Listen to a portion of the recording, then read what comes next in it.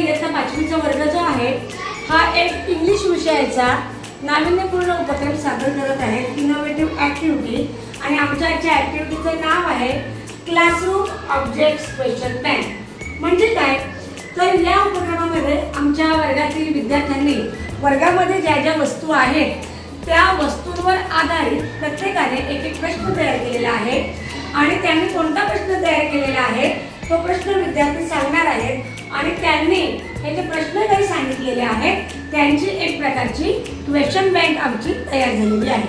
तर मग आपण हा आजचा उपक्रम आमचा पाहूया, classroom objects question bank. How many students are in the classroom? How many chairs are there in the classroom? How many tables are there?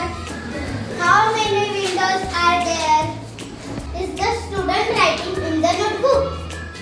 Is the teacher doing? What is the student doing?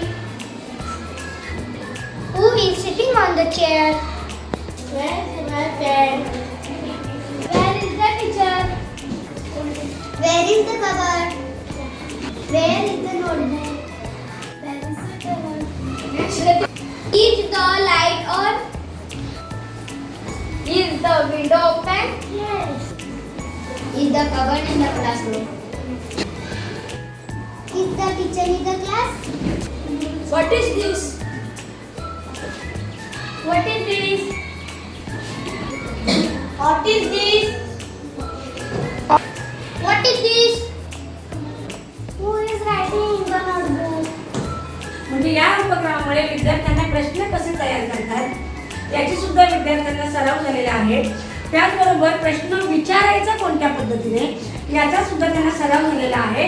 आणि इथे आमचा एक प्रकारची question bank वर्गातील ज्या वस्तू आहेत त्या वस्तूंवर आधारित प्रश्न तयार केल्यामुळे त्या वस्तूंची सुद्धा आमची एक क्वेश्चन बँक तयार झालेली आहे.